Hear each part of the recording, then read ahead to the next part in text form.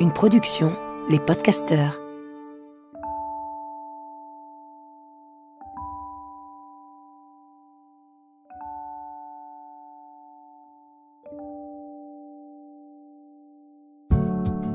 Bonjour. Oui, bonjour. Vous savez, je suis toujours Marie-Robert. Et depuis maintenant plus de 2 ans, j'ai une proposition à vous faire. Et si la philosophie devenait sexy? Et si elle cessait d'être abstraite pour venir éclairer nos jours comme nos nuits? Et si elle quittait l'espace confiné des bibliothèques et qu'elle venait se faufiler dans notre quotidien? Fini les dissertations et les mauvais souvenirs de terminale. Ici, on change de ton. La philosophie n'est pas une méthode à suivre. Elle est un pas de côté. Elle nous permet de prendre du recul sur les gens, les choses, et aussi sur tout ce qui nous submerge. Soudain, par la magie des mots et du raisonnement, on aborde les événements de la vie autrement. Et on parvient même à trouver du confort dans des zones d'inconfort. Bref, on apprend à se faire du bien. C'est pourquoi durant ces quelques minutes en votre compagnie, je n'ai pas d'autre ambition que d'arrêter les compteurs et de partager une bulle de respiration. Laissons-nous inspirer et faisons ensemble notre désormais traditionnel petit pas de côté.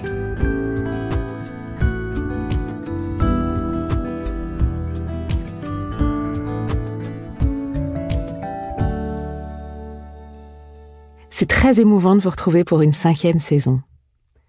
C'est curieux d'imaginer tous ces mots qui, au fil des mois, se sont logés dans vos oreilles, ont séjourné dans vos pensées et ont finalement vécu leur propre vie.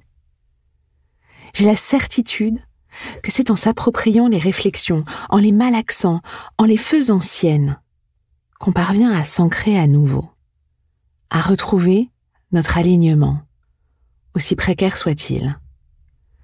Je le répète sans cesse, la pensée amène à l'action. L'action défie la pensée. Et ainsi passe le temps et nos existences, dans ce va-et-vient permanent. En préparant cette nouvelle saison, je me suis demandé quel était le sujet le plus pertinent à aborder en premier. Alors évidemment, une longue liste est apparue dans mon cerveau.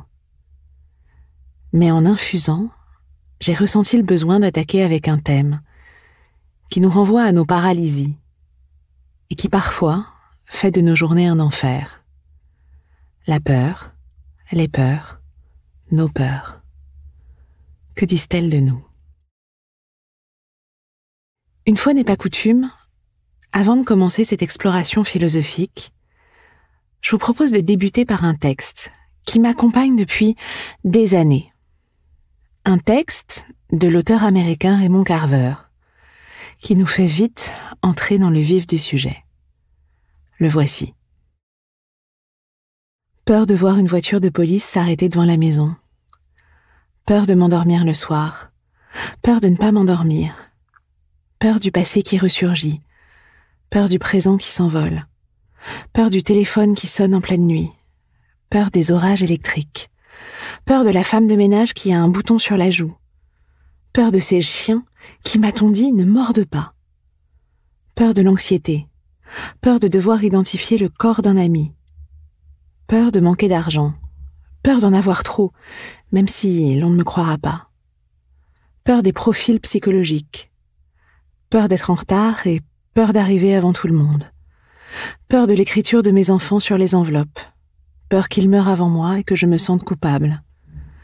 Peur de devoir vivre en maison de retraite. Peur de la confusion. Peur que cette journée s'achève sur une note sombre. Peur de me réveiller et que tu ne sois plus là. Peur de ne pas aimer et peur de ne pas aimer assez. Peur que ce que j'aime se révèle mortel pour ce que j'aime. Peur de la mort. Peur de vivre trop longtemps. Peur de la mort. La liste de Carver fait peut-être écho à la vôtre, ou peut-être qu'au contraire, vous avez d'autres items à rajouter et certains à soustraire. La peur a ceci de particulier qu'elle est à la fois universelle et pourtant totalement intime, difficilement descriptible. La peur des chiens, par exemple, est très vivace chez certains individus et va sembler complètement insensée à ceux qui raffolent de ces animaux. On aura beau tenter de s'expliquer d'un côté et de l'autre, impossible de s'entendre. La peur s'immisce dans la chair. Alors quoi? Est-ce à dire qu'on ne peut pas définir la peur? Pas tout à fait. Inaugurons ce voyage par quelques définitions et rappels historiques. J'ai peur. 2 mots pour dire la plus primordiale, la plus fondamentale des émotions humaines. Le danger qui se niche au cœur des ténèbres, dans la grotte de nos ancêtres ou sous le lit des enfants. La peur semble familière. C'est un mot valise pour désigner tous nos risques. Métaphysique, vital ou trivial, la peur peut s'infiltrer dans tous les interstices de notre existence. Chez les Pintupi, qui vivent dans les déserts d'Australie occidentale, il y a 15 sortes de peurs différentes et surtout 15 mots pour les dire. Incroyable, n'est-ce pas? Dès lors, comme je l'évoquais, il est délicat de définir la peur dans son ensemble. Pour mieux la cerner, il faut en préciser les contours. D'abord savoir sous le prisme de quelle discipline on en parle. Car les scientifiques ne lisent pas la peur comme les psychiatres, ni comme les neurologues, comme les conteurs ou comme les historiens. Il faut choisir sa porte d'entrée, la porte de la grotte, le degré d'obscurité dans lequel nous allons plonger. Ce qu'on peut tout de même déclarer sans trop généraliser, c'est que la peur est une émotion. Elle est donc quelque chose qui se ressent dans le corps, à la différence d'un sentiment qui se loge dans l'esprit. La peur se déclenche en présence d'un danger ou d'une menace. Elle est précieuse, utile, nécessaire. Elle est un instinct de conservation qui, face à une situation, nous offre la possibilité de fuir ou de combattre. Cette chose à combattre peut être physique ou mentale, concrète ou abstraite. On peut avoir peur du grizzly qui rôde sous notre fenêtre pendant un séjour à la montagne, ou peur du monstre bleu qui se cache sous notre lit. Dans les 2 cas, il s'agira d'analyser le contexte et de trouver une réponse appropriée. Soit, en l'occurrence, ne plus bouger en attendant que l'ours passe, ou allumer la lumière pour chasser le monstre sous le lit. Et parce que la peur est une émotion, elle se dévoile à travers des manifestations physiologiques. Augmentation du rythme cardiaque, écarquillement des yeux, ou encore la fameuse chair de poule. Les neurosciences nous apprennent que ces symptômes sont liés à la libération d'une hormone, l'adrénaline. Et oui, c'est elle qui nous permet de fuir ou de combattre. Sans rentrer dans trop de détails, l'adrénaline est fabriquée dans une sorte de tour de contrôle nommée l'amygdale, qui est au centre du circuit cérébral de la peur. Des informations sensorielles atteignent le thalamus, une région cérébrale centrale, puis sont analysées ou non, selon l'imminence et la gravité de la menace, par des structures corticales supérieures et par l'hippocampe, siège de la mémoire, avant d'être transmise à l'amygdale. Celle-ci engendre alors la réponse comportementale de l'organisme via la sécrétion d'adrénaline. C'est bien fait, n'est-ce pas? On pourrait s'arrêter là et célébrer le génie de notre corps humain, cette petite machine qui met tout en place. Sauf que vous me voyez venir. Dans la vie, il y a rarement des grizzlies sous notre fenêtre et pas tellement de monstres sous nos lits. Et pourtant, nous avons peur. Et de temps en temps, nous avons tellement peur que certaines personnes finissent par souffrir de manifestations exagérées de la peur. Ces peurs deviennent alors ce que l'on nomme des phobies. Les phobies sont des réactions de peur systématisées face à un stimuli précis. Par exemple, si je suis phobique des araignées, je vais avoir une très vive manifestation de peur et mon adrénaline va se déclencher même si l'araignée ne me menace pas directement ou même si je vois juste une araignée en photo. la phobie rend la peur incontrôlable. À ce panel, on peut ajouter l'anxiété, qui quant à elle est un état psychophysiologique très désagréable, d'autant plus qu'elle se manifeste souvent sans objet apparent. Littéralement, l'anxiété est une forte inquiétude, portée sur un danger que nous projetons ou que nous imaginons. En somme, un danger qui n'est pas encore là. Par exemple, je peux avoir de l'anxiété à l'égard de la fin du monde.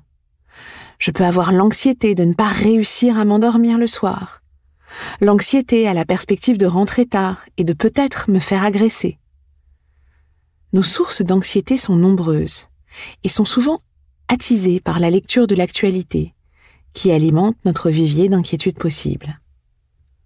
Bref, que le grizzly soit bel et bien là, qu'il nous panique en photo, ou qu'on imagine qu'il pourrait un jour nous attaquer, les manifestations sont très différentes, mais le constat est identique. La peur, la phobie, l'anxiété prennent une place importante dans nos vies, et ce, hier comme aujourd'hui. L'historien Jean Delumeau, dans un ouvrage célèbre nommé « La peur en Occident », analyse justement la peur dans l'histoire, en vertu de l'évolution des mentalités. Il explique par exemple qu'au début des temps modernes, c'est-à-dire à la fin du Moyen-Âge, la peur était tenue pour une faiblesse, impossible à avouer, sauf à se déshonorer. La Renaissance était considérée comme un tel mouvement de libération, d'optimisme et de joie qu'il n'était franchement pas bien vu de se montrer froussard. Et pourtant, pour peu qu'on s'y arrête, la peur transpirait déjà de partout. Il écrit « Pourquoi ce silence prolongé sur le rôle de la peur dans l'histoire ? Sans doute à cause d'une confusion mentale largement répandue entre peur et lâcheté, courage et témérité. Ne pas dire que l'on meurt de peur, mais la ressentir intérieurement. Voilà en somme ce qu'il se passe. » Jean Delumeau ose mettre au grand jour les peurs et en décrit quelques-unes, qu'il nomme les peurs du plus grand nombre. Peur de la mer, peur des revenants, de la peste, du manque de pain, de la pression fiscale, et beaucoup, oui beaucoup, de la fin du monde. Il consacre d'ailleurs des pages entières aux prédicateurs qui répandaient la panique avec des sermons enflammés. C'est évident, et nous allons encore plus le préciser, la peur donc ne date pas d'hier. Et non seulement elle est inhérente à la nature humaine, mais en plus, il existe une certaine culture de la peur. Des prédicateurs du Moyen-Âge, comme on vient de le voir, aux fake news effrayantes d'aujourd'hui, en passant par les films d'horreur. La peur est donc à la fois rebutante et attirante, flippante et pourtant désirable. Comment comprendre ce paradoxe ? Dans une étude publiée par une revue scientifique, Scientific American, le 29 octobre 2018, la docteure en sociologie Margit Kerr, spécialisée dans l'étude de la peur, explique que se faire peur, dans un contexte encadré, comme par exemple un film d'horreur ou une maison hantée, permettrait de renforcer l'estime de soi. Tiens, comme c'est étrange. En somme, voilà ce qui se passe. On sait que le danger n'est pas réel, mais puisque notre corps réagit vraiment, puisque l'adrénaline se met en place, mais que l'issue est positive, forcément positive, eh bien la satisfaction que l'on en retire est réelle. Pour Margit Kerr, il résulte que ces peurs organisées donnent un sentiment de confiance, de compétence, d'accomplissement. On quitte la salle de ciné, le jeu vidéo ou l'attraction et on constate avec une joie infinie qu'on a triomphé des zombies, des fantômes et autres serial killers. L'effet est d'autant plus important quand ces loisirs de la peur sont partagés. Qui, ici, se souvient des soirées adolescentes passées à se raconter des histoires pour frissonner ? La peur peut favoriser la cohésion sociale en rapprochant les personnes acteurs de la même expérience. Nous affrontons ces défis ensemble et ce faisant, nous créons des liens plus forts, des souvenirs plus intenses et un sentiment de proximité, explique Margit Kerr.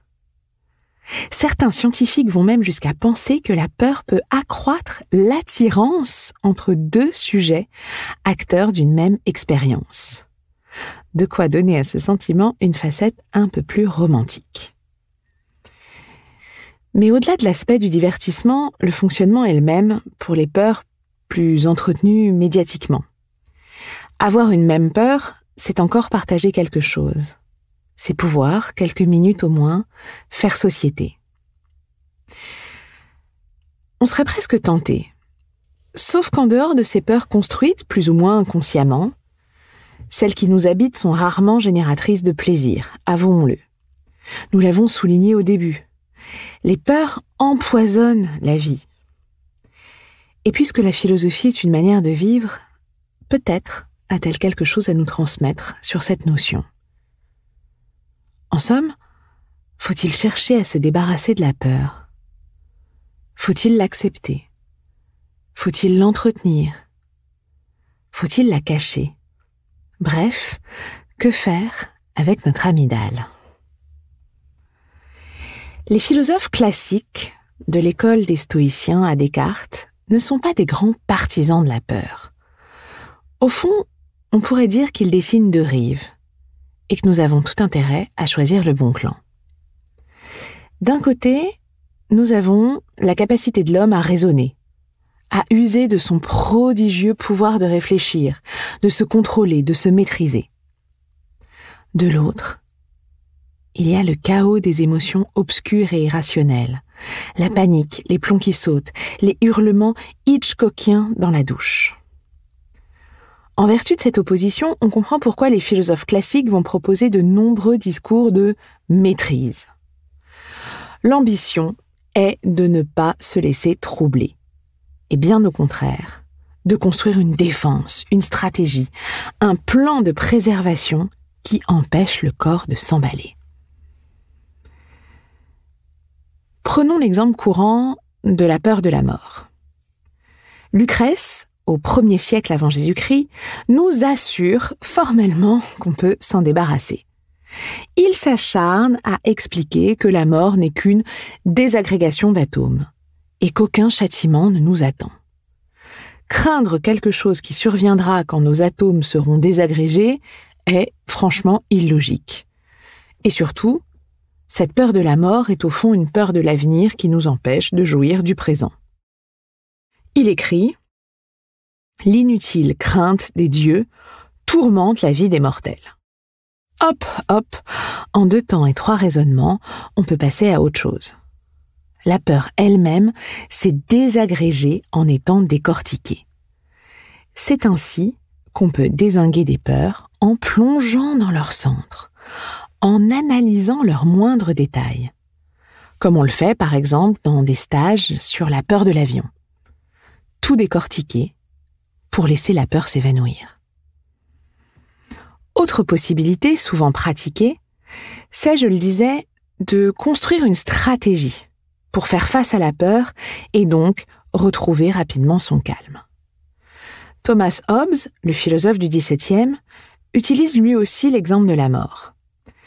La peur de mourir nous pousse à nous défendre sans cesse, à mener des guerres, à nous barricader, à nous protéger, dit-il. Mais cet état de peur permanente devient insupportable. C'est pourquoi nous préférons qu'une autorité souveraine assure notre sécurité par la peur du châtiment. On s'organise socialement pour ne plus avoir à défendre notre petit bout de territoire. On préfère se soumettre à des lois contraignantes, mais qui nous permettent de vivre en dehors de l'angoisse perpétuelle. Ce type de raisonnement par stratégie et conciliation peut être appliqué à toutes les prévisions étatiques, comme par exemple le pass sanitaire. Le philosophe Spinoza, qui écrit également au XVIIe, n'est pas non plus un partisan de la peur. Mais sa vision est très différente de celle de Hobbes et les solutions proposées aussi. Chez Spinoza, la peur est jugée négativement, car elle ne peut jamais, oh non, jamais, être un bon moteur pour la vie. Pour lui, la peur amoindrit notre conatus, c'est-à-dire qu'elle nous empêche de persévérer dans notre être. En gros, elle nous empêche de réaliser notre plein potentiel. Il ajoute que la peur est la véritable cause de la superstition, qui empêche les hommes d'agir, qui les incite même à se haïr. Ici, tout ce que nous évoquions sur les phobies résonne particulièrement. Combien de phobies de transport, de phobies scolaires, de phobies sociales ont limité comme existence? Lucrèce, Hobbes et Spinoza appartiennent à des époques et à des traditions différentes. Mais vous l'avez sans doute remarqué, ils convergent. Pour vivre bien, il faut donc se débarrasser de la peur, qui ne peut jouir d'aucune vertu. Notre mission philosophique et humaine, si je puis m'exprimer ainsi, revient donc à user de nos cerveaux, de notre raison, de notre rationalité, pour se débarrasser fissa des grizzlies qui sont sous nos fenêtres. La peur n'aurait donc vraiment aucune vertu? J'ai comme un petit doute. Je connais certaines personnes qui ont très peur de ne pas bien fermer les portes. Cela les engage à vérifier 2 fois, plutôt qu'1, si c'est bien le cas. Ils font preuve de vigilance. Idem, ma peur panique et maladive de perdre les gens que j'aime m'incite à leur répéter combien ils sont importants et à prendre soin d'eux. Loin d'être paralysantes, ces peurs conduisent à agir. Alors faut-il toujours et unilatéralement fuir la peur? Celui qui va sans doute le plus porter l'hypothèse d'une revalorisation de la peur est le philosophe du XXe siècle, Hans Jonas. Dans son ouvrage culte, Le principe de responsabilité, publié en 1979, il s'interroge sur ce que nous devons aux générations futures. Quelle planète nous allons leur laisser? Le principe de responsabilité soutient qu'un nouvel impératif catégorique doit s'imposer à la conscience soucieuse d'avenir. Il écrit « Agis de façon à ce que les effets de ton action soient compatibles avec la permanence d'une vie authentiquement humaine sur Terre. » La pensée de Jonas veut établir une éthique qui permet à la nature humaine de se préserver, du moins si l'homme prend conscience de la crise environnementale. Alors il n'hésite pas pour cela à faire de la crainte une incitation à connaître, ce qu'il appelle une heuristique de la peur, une sorte de méthode utile. La perspective de la catastrophe écologique doit faire de la peur la première obligation d'une éthique de la responsabilité. La peur nous fait prendre conscience de la conséquence de nos actes. De cette façon, la peur n'est pas celle qui déconseille d'agir, mais celle qui invite à agir. Car le refus de la mort est déjà l'affirmation de la vie. Sa pensée sera très influente. Elle sera revendiquée par des partis écologiques européens. Elle générera l'adoption au sommet de Rio en 92 du principe de précaution, qui recommande de ne pas agir là où les risques environnementaux ne sont pas connus.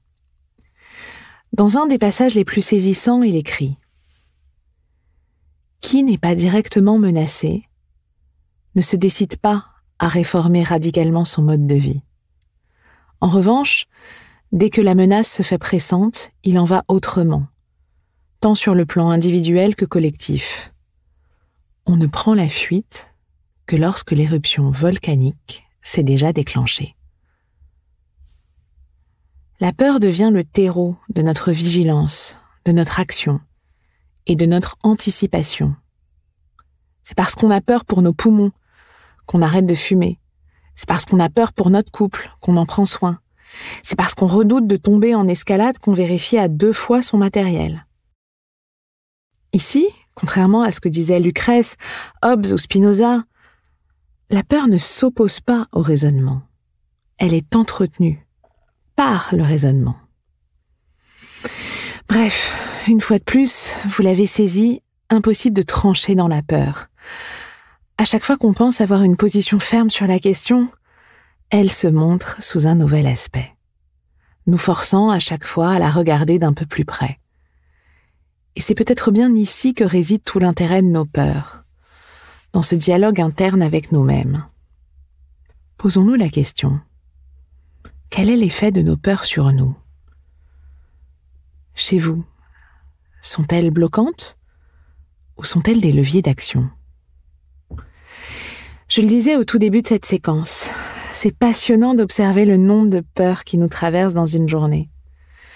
Il y a les peurs banales, envahissantes mais anodines, presque mécaniques. Il y a aussi des peurs pragmatiques, de celles qui viennent malmener nos fondations. La peur de ne pas réussir à tenir financièrement, la peur de décevoir, la peur de passer à côté d'une mission. Plus généralement, tout ce qui nous projette dans un futur incertain. Il y a aussi les peurs étranges, celles des canards, celles des esprits ou de la nuit, celles de l'invisible, celles des ombres sous le lit. Et bien entendu, il y a les insoutenables peurs métaphysiques qui tourmentent, paralysent, dévorent. Elles diffèrent selon les récits, les cultures, les histoires de chacun. Il n'y a pas longtemps, je me suis souvenu d'une blague, qui n'était peut-être pas une blague, mais qui m'avait fait rire. C'était l'histoire d'un homme qui avait peur de tout, vraiment de tout, et qui peinait même à sortir dans la rue. Dans cette cascade de peur, ce qui le terrorisait le plus, c'était les monstres qu'il pensait avoir sous son lit. Il était incapable de dormir, en proie aux plus grandes angoisses possibles, persuadé que ces esprits démoniaques allaient bondir au moindre relâchement. Évidemment, pour s'en sortir, il avait essayé des dizaines de thérapies, plus ou moins longues, plus ou moins singulières. Jusqu'au jour où un médecin lui avait répliqué ceci. « Bon, je vois, j'ai une solution. Dites-moi vite, docteur, je n'attends que cela depuis des années. » Eh bien, vous allez rentrer chez vous et couper les pieds du lit. Bien entendu, l'absurdité du traitement m'avait amusée. Il est aussi plaisant qu'insensé d'imaginer qu'on puisse supprimer aussi pragmatiquement une terreur dévorante. Et pourtant, en y repensant, quelque chose m'interpelle. D'où viennent nos peurs ? C'est-à-dire quelles sont leurs sources ? Et souhaitons-nous l'alimenter ? Il est certain qu'il y a 1000 faits. Cependant, je crois qu'il existe aussi une manière encore plus directe d'aborder nos peurs. C'est en observant les lieux où elles se forment. Pour ma part, les peurs surgissent dès que je plonge dans une ivresse de surinformation. Je m'empare d'un sujet sur lequel je n'ai aucune action, je veux tout lire dessus, et soudain c'est l'insécurité rampante. Je découvre des objets de peur ignorés jusqu'ici, et je suffoque. Alors loin de moi l'envie de déclarer qu'il vaut mieux ne pas savoir. Simplement, peut-être que nous devons parfois couper les pieds du lit, pour éviter que les monstres nous dévorent. Si nous avons réellement une peur panique des grizzlies, il vaut mieux ne pas aller camper dans le Montana. Renoncer à certaines lectures, à certaines fréquentations, à certaines pratiques ou à certaines notifications sur le téléphone qui ne font qu'alimenter nos tremblements. Couper les pieds du lit, c'est parfois salvateur. Tout cela est passionnant, en tout cas pour moi. Mais il me semble qu'il y a une question que l'on adresse beaucoup moins et qui, pourtant, est tout autant passionnante. Nous connaissons très bien ce qui nous fait peur. En revanche, nous sommes bien moins habiles pour mentionner ce qui nous sécurise. À quelles conditions, avec qui, et pourquoi nous sentons-nous ancrés et confiants ? Qu'est-ce qui nous donne ce sentiment, voire même cette sensation d'être à l'abri du danger ? Est-ce un rituel intime, une méditation, des mots à entendre, un cadre concret, une respiration, un salaire, une étreinte ? S'interroger, c'est le comprendre. Et le comprendre, c'est le construire. C'est aller à la rencontre de notre socle, qui peu à peu deviendra peut-être une forteresse intérieure, capable de déjouer ou d'accueillir la peur. Je vous souhaite d'être en sécurité et de ne pas redouter vos peurs, mais de les entendre pour retrouver votre liberté, vous en débarrasser ou accepter de les conserver parce qu'elles vous poussent vers l'avant. Je vous remercie infiniment pour ce plaisir de vous retrouver. Merci pour votre écoute. N'oubliez pas qu'ici, il n'est pas question de leçons, mais juste d'une proposition, d'une hypothèse qu'il vous appartient de confirmer ou non. On se retrouve dans 15 jours. En attendant, n'oubliez pas de lire, d'oser et de vous rappeler qu'il n'y a rien de plus sexy que la philosophie.